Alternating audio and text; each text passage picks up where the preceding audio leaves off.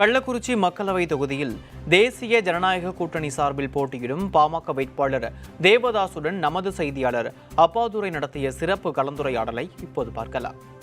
ஐயா சொல்லுங்க. கள்ளக்குறிச்சி தொகுதி பொறுத்தவரையும் இது எனக்கு புதுசு இல்லை. ஏற்கனவே 2014 ஏற்கனவே நான் அதில் போட்டிகிட்ருக்கேன். இது 2வது தரம். இப்போ அதனால் தொகுதியுடைய கள நிலவரம் ஓரளவுக்கு எனக்கு 10 வருஷம் போனாலும் ஓரளவுக்கு எனக்கு தெரியும். ஸோ களம் நல்லா இருக்குது.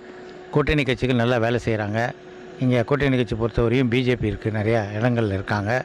அதே மாதிரி பிஎம்கே நல்லா வலுவாக இருக்கிறது. அதுமாதிரி ஐஜேகேவும் இங்கே நல்ல வலுவான ஒரு கூட்டணியாக இருக்குது. அது மட்டும் இல்லாமல் அமமுகவும் இங்கே நிறையா இருக்காங்க. இந்த 4 பேருமே ஓரளவுக்கு எல்லா பகுதியிலையுமே இந்த 3 தொகுதியில் பொறுத்தவரையும், கள்ளக்குறிச்சி 3 தொகுதியில் பொறுத்தவரையும் வலுவாக இருக்காங்க. அதனால் கூட்டணியில் ஒன்றும் குறைச்சி நம்மளை மற்ற கூட்டணி மாதிரி குறைச்சி மதிப்பிடுற அளவுக்கு எதுவும் இல்லை. நல்லா கூட்டணி நல்லாவே அமைஞ்சிருக்கு. என்னுடைய முதல் ப்ரியாரிட்டியே விவசாயம்தான். ஏன்னா இது பூராமே இந்த தொகுதி மட்டும் இல்லை, நீங்கள் அந்த பக்கம் 3 தொகுதி எடுத்துக்கிட்டாலும் கூட விவசாயத்தை சார்ந்த தான் எல்லாருமே இருக்காங்க. அதனால் விவசாயத்துக்கு முதல்ல நம்ம செய்ய வேண்டியது தண்ணி வேணும். உங்களுக்கு தண்ணி தான் ரொம்ப முக்கியமானது.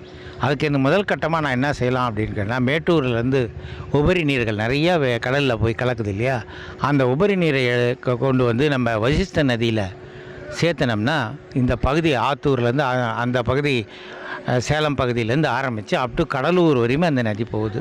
ஸோ எல்லா விவசாயிகளுக்கும் அது உண்மையிலே ஒரு பயனுள்ளதாக இருக்கும். அது மத்திய நீர்ப்பாசன திட்டத்தின் கீழ் ஏதாவது கொண்டு வர முடியுமா அப்படின்னு நிச்சயமாக நான் பார்ப்பேன்.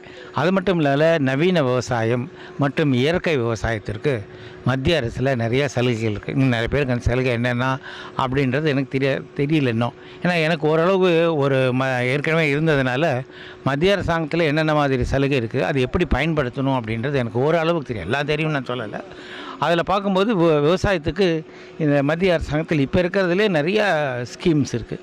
அதில் என்னென்னா நம்ம இயற்கை விவசாயத்துக்கு என்னென்ன கொண்டு வந்து நவீன விவசாயம் பண்ணி அவங்களுடைய செலவினங்களை குறைத்து அவங்களுக்கு நல்ல ஒரு வருவாய் பெருக்கத்துக்கான வழிகளை நிச்சயமாக செய்வேன்.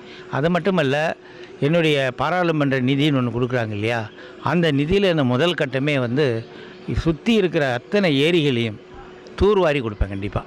ஏன்னா அது ரொம்ப முக்கியமானது. அதை தூர்வாரி கொடுத்தோம்னா ஓரளவுக்கு அவங்களுக்கு பயனுள்ளதாக இருக்கும். அது மட்டும் இல்லை, கீழே கிராமங்களில் இப்போ சிறு தொழிலில் மத்திய அரசு நிறையா திட்டங்கள் வச்சுருக்காங்க, நிறையா ஸ்கீம்ஸ் இருக்குது.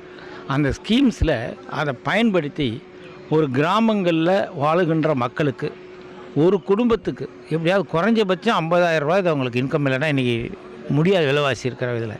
ஸோ குறைஞ்சபட்சம் 50,000 ரூபா வர அளவுக்கு என்ன ஸ்கீம் கொண்டு வர முடியும்னு நான் திங்க் பண்ணிக்கிட்டு இருக்கேன். அதை நிச்சயமாக ஸ்மால் ஸ்கேல் இண்டஸ்ட்ரீஸில் நிறையா பெனிஃபிட்ஸ் இருக்குது. அதை நான் பயன்படுத்தணும்னு நினைக்கிறேன். நிச்சயமாக அதை ஒவ்வொரு கிராம மக்களுக்கும் கொண்டு சேர்த்துவது என்னுடைய கடமையாகவும் இருக்கும், கண்டிப்பாகவும் செய்ய முடியும். அது மாதிரி இன்னும் நிறையா ஸ்கீம்ஸ் இருக்குது, நிறையா சொல்லலாம். நீங்கள் டைம் கொடுத்தா நிறையா சொல்கிறேன் நான். அதே மாதிரி இப்போ மேம்பாலங்கள் அதெல்லாம் நிறையா இருக்குது. அயோத்தியாபுரத்தில் மேம்பாலம் அமைக்கணும். அதே மாதிரி ஏற்காடு சுற்றுலாத்துறையில் பார்த்திங்கன்னா மத்திய அரசில் நிறையா பணம் கொடுக்குறாங்க. ஆனால் அதெல்லாம் இங்கே எந்த கவர்மெண்ட் நான் குறை சொல்லலை.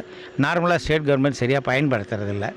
அதை பயன்படுத்தி ஏற்காடு, கல்ராயன் மலை, நம்ம ஈவன் பச்சை மலை, அப்புறம் முட்டல் ஏரி, இதெல்லாம் நல்லா பண்ணலாம். அதே மாதிரி கோயில், திருவரங்கம் கோயில் இருக்குது இல்லையா, அந்த பகுதியில் கடைசியில் இருக்குது. திருவண்ணாமலைக்கு ஒரு 10 கிலோமீட்டரில் அந்த கோயில் சரியாக பராமரிக்கப்படவில்லை. அது ஆன்மீக சுற்றுலாவை ஆக்கிறதுக்கு என்ன பண்ண முடியுமோ அதை சுற்றுலாத்துறையிலிருந்து பெற்று அதற்கான பணிகளை நிச்சயமாக என்னால் செய்ய முடியும் என்று நான் நம்புகிறேன்.